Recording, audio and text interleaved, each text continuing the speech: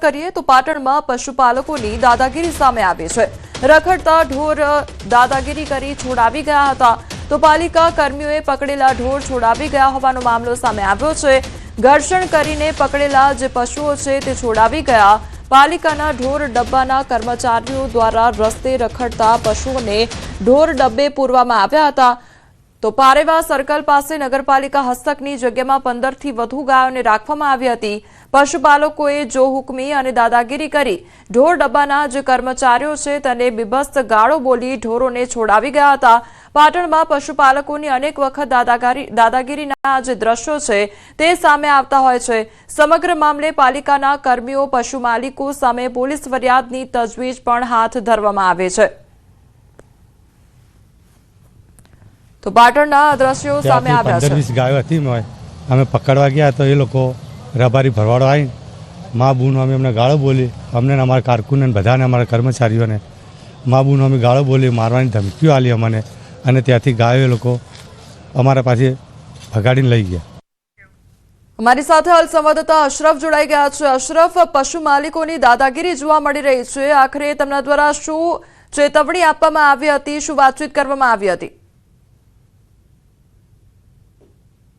ક્યાંક રખડતા પશુઓનો ત્રાસ વધી રહ્યો છે, જેના કારણે અનેક વખત અકસ્માતની ઘટનાઓ પણ સામે આવે છે। જ્યારે નગરપાલિકા તંત્ર દ્વારા રખડતા પશુઓને પકડીને કાર્યવાહી કરવાની કામગીરી હાથ ધરી હતી, પરંતુ ક્યાંક નગરપાલિકાના ઢોર ડબ્બા શાખાના જે કર્મચારીઓ રખડતા પશુઓને પકડી અને પાલિકા હસ્તકની જમીનમાં જે રાખવામાં આવે ત્યાં જ આવીને પશુપાલકો દ્વારા ક્યાંક દાદાગીરી કરવામાં આવી અને નગરપાલિકાના કર્મચારીઓ સાથે ઘર્ષણ કરી અને અયોગ્ય શબ્દો બોલીને ક્યાંક તકરાર કરી હતી અને જે પશુઓ પાલિકાના કર્મચારીઓ પકડીને રાખેલા હતા તમામ પશુઓને છોડાવી ગયા હતા। મહત્વની વાત છે કોમલ, અગાઉ પણ આ જ રીતે પાલિકા દ્વારા પશુઓ પકડવામાં આવ્યા હતા અને ત્યારબાદ આ જ રીતે પશુ માલિકો દ્વારા ક્યાંક દાદાગીરી કરીને પશુઓ છોડાવી ગયા, એટલે ફરી બીજી વખત એ જ ઘટના ઘટી। એટલે મહત્વની વાત છે કે એક બાજુ પાલિકા વિભાગ કાર્યવાહી કામગીરી તો કરે છે પશુઓને પકડવાની, પરંતુ ક્યાંક પશુપાલકોની દાદાગીરી સામે ક્યાંક નગરપાલિકાના કર્મચારીઓ નિષ્ફળ નીવડ્યા છે। એટલે ચોક્કસ કહીએ કે જે સમગ્ર ઘટના બની છે તે બાબતે પાલિકાના કર્મચારીઓ દ્વારા જે પશુ માલિકોએ તકરાર કરી હતી તેની સામે પોલીસ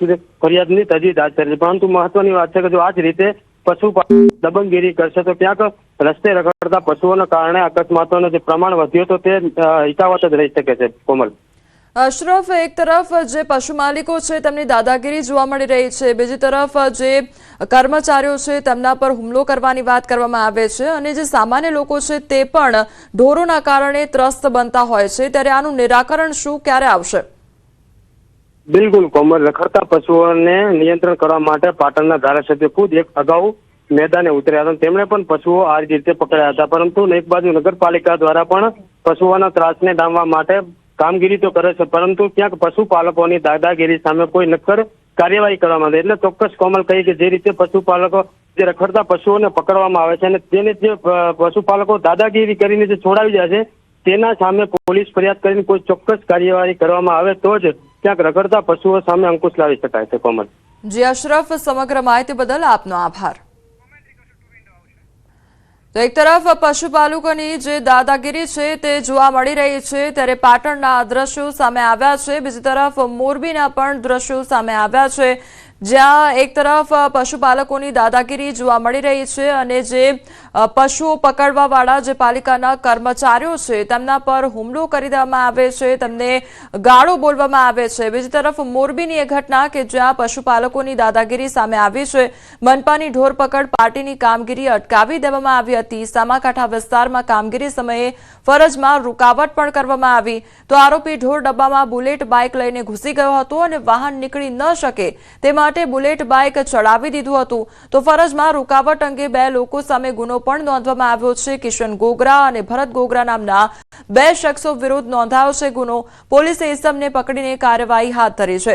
આ બંને દ્રશ્યો એક તરફ પાટણ અને મોરબીના કે જ્યાં પશુપાલકોની જે દાદાગીરી છે તે જોવા મળી રહી છે, જે પાલિકાના કર્મચારીઓ છે તેમના પર તવાઈ બોલાવવામાં આવી રહી છે। તો એક તરફ પાટણના એ દ્રશ્યો સામે આવ્યા છે અને બીજી તરફ મોરબીના એ દ્રશ્યો કે જ્યાં પશુપાલકોની દાદાગીરી જોવા મળી રહી છે, જે પાલિકાના કર્મચારીઓ દ્વારા રખડતા ઢોરોને પકડવામાં આવતા હોય છે, તેમના દ્વારા કામગીરી કરવામાં આવતી હોય છે, પરંતુ અવારનવાર આ પ્રકારે પશુપાલકોની દાદાગીરી જોવા મળતી હોય છે, જેના કારણે જે પશુ છે તે પછી આખરે છોડવા પડતા હોય છે। પરંતુ બીજી તરફ હવે પાલિકાના કર્મચારીઓ દ્વારા પણ ફરિયાદ નોંધવાની તજવીજ હાથ ધરવામાં આવી છે। ગીર સોમનાથના ઉનામાં પીજીવીસીએલની ટીમ પર હુમલો કરી દેવામાં આવ્યો છે। ગરાળા ગામે વીજ ચેકિંગ દરમિયાન હુમલાખોરોએ પથ્થર વડે હુમલાનો પ્રયાસ કર્યો હતો, તો પીજીવીસીએલના જુનિયર ઇજનેર હાર્દિક ડોડિયા અને ઇલેક્ટ્રિક આસિસ્ટન્ટ અજીત ડોડિયાને માર મારવામાં આવ્યો। પીજીવીસીએલના કર્મીનો શર્ટ ફાડી માર મારવામાં આવ્યો હતો, તો પીજીવીસીએલ કર્મીએ 112માં ફોન કરી પોલીસને બોલાવી અને ઇજાગ્રસ્ત કર્મીને ઉના સરકારી હોસ્પિટલમાં ખસેડવામાં આવ્યા છે। ગરાળ ગામે વીજ પોલ પરથી પસાર થતી લાઇનનું ચેકિંગ કરવા ગયા હતા। હુમલો કરનાર 2 શખ્સ પર ફરજ રૂકાવટની ફરિયાદ નોંધવામાં આવી છે। અને પાછળથી મારી સાથે ઝપાઝપી કરે અને મોટો પથ્થર ઉપાડી અને મારા માથામાં મારવાની કોશિશ કરે અને તેમાં અથડામણ થયેલ અને મને મારા સાથે રહેલા કર્મચારીના શર્ટ ફાડી નાખેલ અને તેની સાથે પણ ઝપાઝપી કરેલ। મારા સાથેના ઇલેક્ટ્રિકલ આસિસ્ટન્ટને પણ મારવાની કોશિશ કરેલ અને તેની સાથે ઝપાઝપી કરેલ, ઠેકા પાટુનો માર મારેલ। ડાકોરમાં જર્જરિત મકાનની દિવાલ ધરાશાયી થવાનો મામલો સામે આવ્યો છે। દુર્ઘટનામાં એક શ્રમિકનું મોત નીપજ્યું છે, તો ડાકોરના ગોપાલપુરા વિસ્તારમાં દુર્ઘટના તારાબાઈના બાગ વિસ્તારમાં જર્જરિત મકાન ઉતારવાનું કામ ચાલતું હતું, તે દરમિયાન દિવાલ ધરાશાયી થઈ હતી, તો ધરાશાયી થયેલ દિવાલના કાટમાળ નીચે દટાઈ જતા એકનું મોત નીપજ્યું છે। હજુ પણ ગોપાલપુરા વિસ્તારમાં અનેક મકાનો જર્જરિત હાલતમાં જોવા મળી રહ્યા છે, તો આખી દુર્ઘટનામાં એક શ્રમિકનું મોત નીપજ્યું હોવાનો મામલો સામે આવ્યો છે। દિવાલ નીચે દટાઈ જવાને કારણે આ જે શ્રમિક છે તેનું મોત નીપજ્યું હોવાની ઘટના બની છે। તો ડાકોરના ગોપાલપુરા વિસ્તારમાં દુર્ઘટના સર્જાઈ, જ્યાં જર્જરિત મકાનને દૂર કરવાની કામગીરી હાથ ધરવામાં આવી હતી અને તે દરમિયાન આખી દુર્ઘટના સર્જાઈ અને એક શ્રમિકનું મોત નીપજ્યું છે। તો બીજી તરફ હજુ પણ જે ગોપાલપુરા વિસ્તાર છે તે વિસ્તારમાં અનેક મકાનો હજુ પણ જર્જરિત હાલતમાં જોવા મળી રહ્યા છે। સંવાદદાતા ઉમંગ અમારી સાથે જોડાઈ ગયા છે। ઉમંગ, જર્જરિત મકાન ધરાશાયી થયું તે દરમિયાન કયા પ્રકારે દુર્ઘટના સર્જાઈ હતી, શું પરિસ્થિતિ સર્જાઈ હતી? બિલકુલ ચોક્કસથી કોમલ વાત કરો તો જે સુપ્રસિદ્ધ યાત્રાધામ ડાકોર છે, ડાકોરની અંદર અનેક જર્જરિત મકાનો આવેલા છે। આ મકાનની અંદર જે ગોપાલપુરા વિસ્તાર છે, ગોપાલ વિસ્તારનું એક મકાન આજે વહેલી સવારે ત્યાં આગળ કામકાજ ચાલે છે, તે દરમિયાન આ મકાન ધરાશાયી થયું હતું। મકાન ધરાશાયીમાં 33 વ્યક્તિઓ જે મજૂર શ્રમિક મેળવ્યો ત્યાં આગળ ઇજાગ્રસ્ત થતા તેને હોસ્પિટલ ખસેડવામાં આવ્યો હતો અને હોસ્પિટલમાં તેને મૃત જાહેર કરવામાં આવ્યો હતો। મહત્વની વાત કરવામાં આવે કે દિવાલ ધરાશાયી જવાના કારણે કાટમાંથી મજૂરનું મોત થયું છે અને તેમજ તેની સાથે હજુ પણ આ ગોપાલપુરા જે વિસ્તાર છે ત્યાં કેટલાક જર્જરિત મકાનો છે, પરંતુ કોઈ પણ પ્રકારની કાર્યવાહી તંત્ર દ્વારા કરવામાં આવતી નથી। તો અગાઉ પણ યાત્રાધામ છે, ભક્તોનું પણ ત્યાં આગળ ઘોડાપુર રહેતું છે, તો ભવિષ્યમાં પણ વધુ દુર્ઘટના ન સર્જાય તો મારે તંત્ર કાર્યવાહી કરે તેવી તેના સ્થાનિકો માંગ કરી છે। જે ઉમંગ, સમગ્ર માહિતી બદલ આપનો આભાર। સુરતમાં માતા પુત્રએ મોતની છલાંગ લગાવી હોવાની ઘટના સામે આવી છે। ખટોદરા વિસ્તારમાં આ ઘટના સર્જાઈ, 5 વર્ષીય પુત્રનું મોત નીપજ્યું હોવાની ઘટના સામે આવી છે, જ્યારે માતાને ગંભીર ઈજા પહોંચી છે। ભટાર સુમન આવાસમાં માતા પુત્રએ મોતની છલાંગ લગાવી। મહિલા અને પુત્ર અન્ય વિસ્તારમાંથી સુમન આવાસમાં આવ્યા હતા। ખટોદરા પોલીસે તપાસ આરંભી છે, તો માતા અને પુત્ર દ્વારા મોતની છલાંગ લગાવી હોવાની આ ઘટના સામે આવી છે। સંવાદદાતા કીર્તેશ અમારી સાથે જોડાઈ ગયા છે। કીર્તેશ, માતા અને પુત્ર દ્વારા મોતની છલાંગ લગાવવામાં આવી હતી, આખરે શું કારણ હતું, અત્યારે શું પરિસ્થિતિ જોવા મળી રહી છે? બિલકુલ, સુરતના કટોદરા વિસ્તારની આ ઘટના છે, જ્યાં આગળ આવેલા સુમન અમૃત આવાસના 14મા માળેથી 5 વર્ષના પુત્ર સાથે એક માતાએ મોતની છલાંગ લગાવી હતી। જોકે ઉપરથી કૂદતા નીચે રહેલી ગાડીનો કચ્છર ઘાણ બોલી ગયો હતો। ઘટનાની જાણ થતા પોલીસ તાત્કાલિક ઘટના સ્થળે દોડી ગઈ હતી અને તપાસ શરૂ કરી હતી। ખાસ કરીને જે આ માતા અને પુત્ર છે એ બિલ્ડિંગમાં નથી રહેતા હોવાની વિગતો સામે આવી છે।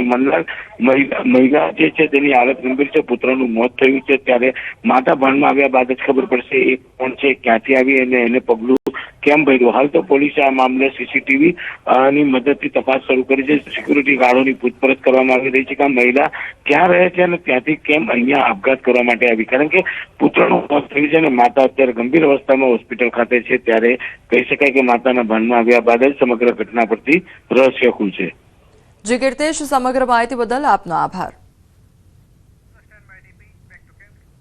સુરેન્દ્રનગર જમીન કૌભાંડ મામલે તપાસનો ધમધમાટ તેજ થયો છે. ત્યારે એસીબીના ડીઆઈજીએ જાણકારી આપી. તેઓએ જણાવ્યું કે ચંદ્રસિંહ મોરી, નાયબ મામલતદાર, કલેક્ટર રાજેન્દ્ર પટેલ, ક્લાર્ક મયુર ગોહિલ, જયરાજસિંહ ઝાલા, PA2 કલેક્ટરના વિરુદ્ધ સુરેન્દ્રનગર પોલીસ સ્ટેશન ખાતે ઈડીના અધિકારી દ્વારા નોંધાયેલ ફરિયાદના આધારે પ્રિવેન્શન ઓફ કરપ્શન એક્ટની કલમ 7, કલમ 12 અને 13 મુજબ ગુનો દાખલ કરવામાં આવ્યો છે, જેને સંલગ્ન આગળની કાર્યવાહી ચાલુ છે. અમે પરમ દિવસે 23/12/25 રોજ ગુનો દાખલ કર્યો છે અને એમાં ચંદ્રસિંહ મોરી, નાયબ મામલતદાર, ડૉક્ટર રાજેન્દ્ર પટેલ, કલેક્ટર, મયુર ગોહિલ, ક્લાર્ક, જિલ્લા કચેરી, જિલ્લા કલેક્ટર કચેરી સુરેન્દ્રનગર અને જયરાજસિંહ ઝાલા, PA2 કલેક્ટર, આમના વિરુદ્ધ સુરેન્દ્રનગર એસીબી પોલીસ સ્ટેશન ખાતે ઈડીના સિનિયર અધિકારી દ્વારા અપાયેલી ફરિયાદના આધારે પ્રિવેન્શન ઓફ કરપ્શન એક્ટની કલમ 7, કલમ 12, 13(1) અને 13 મુજબ ગુનો દાખલ કરેલો છે અને એને સંલગ્ન જે પણ આગળની કાર્યવાહી છે અમે હાલ કરી રહ્યા છીએ. 75 લાખના આક્ષેપો બાદ ભાજપ સાંસદ અને આપ ધારાસભ્ય ફરી સામે આવ્યા છે અને 75 લાખના તોડના વિવાદને લઈ ફરી રાજકારણ ગરમાઈ ગયું છે. જિલ્લા કલેક્ટર દ્વારા સાંસદે કરેલા આક્ષેપને નકાર્યા છે. સાંસદ મનસુખ વસાવાએ અધિકારીઓ પર નિશાન તાક્યું છે. સાંસદ મનસુખ વસાવાએ કહ્યું, મને ન્યાય નહીં મળે તો હું ભારતીય જનતા પાર્ટી છોડી દઈશ. ધારાસભ્ય ચૈતર વસાવાએ કહ્યું, અમારી રાજકીય શાખ ખરાબ કરવાનો પ્રયાસ ન કરો, નહીં તો અમે કાયદેસરની કાર્યવાહી કરીશું. મારો તેની સાથે હું સાચો છું કે કલેક્ટર સાચો કે ચૈતર વસાવા સાચો છે એ સરકાર નક્કી કરશે. આ મતલબ સરકાર પાસે હું લઈ જઈશ અને સરકાર જો મારી સાથે ન્યાય કરે તો હું ભારતીય જનતા પાર્ટી છોડી દઈશ. કલેક્ટર પાસે પણ જઈશ અને સરકારમાં પણ જઈશ ને સરકાર જો મને ન્યાય નહીં કરે, જો મારી લડાઈ જે છે એ કોની સામે લડાઈ છે? સરકારને છાસવારે ગાળો દે છે, બેફામ ગાળો દે છે, સરકારના મંત્રીઓને ગાળો દે, અધિકારીને ડરાવે છે, ધમકાવે છે. તો આ લોકો વચ્ચે ઉપરાણું લઉં છું તો સરકારના અધિકારી કે સરકારે મારા બાજુ બોલવું છે, મને મદદરૂપ થવું છે. એના બદલે ખોટા લોકોને સરકાર બચાવવા માંગે છે. તમે આવા પાયા વિહોણા એક સાંસદ તરીકે મારા પર આક્ષેપ કરો, મારી રાજકીય કારકિર્દી, મારી શાખને તમે નુકસાન કરવાનું કામ કરો, એ વ્યાજબી નથી. આજે કલેક્ટર સાહેબે નિડરતાથી ખુલાસો આપ્યો અને કહી દીધું કે આ તદ્દન પાયા વિહોણી ખોટી વાત છે. એટલે મનસુખભાઈ ફરી આવું વાર અમારા પર પાયા વિહોણો આક્ષેપ નહીં કરે, નહીં તો અમે લીગલી કાર્યવાહી એમના પર કરાવીશું.